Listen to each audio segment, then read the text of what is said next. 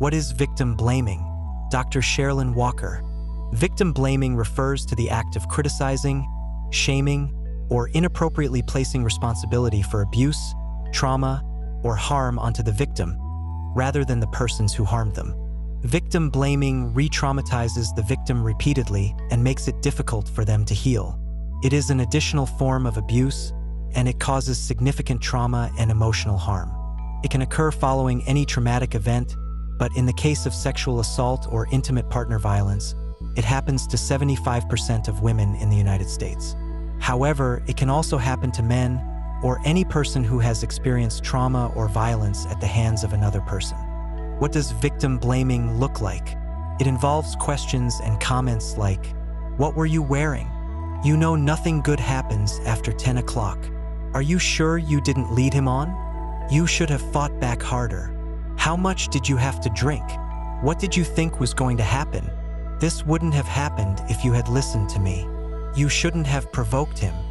Victim blaming is a global phenomenon. However, there are cultural variations, with victims in some cultures facing harsh legal and social penalties for their abuse. Victim blaming is often fueled by racism, bias, prejudice, hatred, misogyny, and the just world theory, or the belief that good things happen to good people and vice versa. Bad things happen to people who deserve it.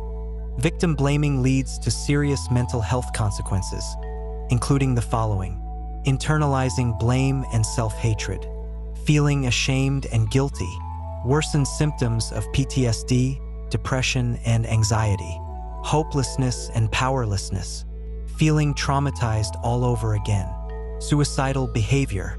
Ask yourself, what can I do to avoid victim blaming and be part of societal change? The following are tips to help survivors of abuse and avoid the spread of a victim blaming culture. Believe survivors when they tell you about their abuse. Shift the focus to the perpetrator, the person who committed the abuse, and not the victim. Confront people making jokes and using victim-blaming language. Avoid accusatory questions like, "Why were you out so late?" Ask the survivor what they need and how you can support them. If you are a survivor of abuse, remember that what happened was not your fault. If you need help, ask for support among friends, the clergy, community-based support groups, or crime victims assistance organizations.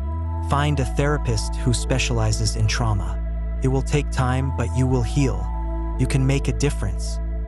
Thank you for watching. Please like and subscribe.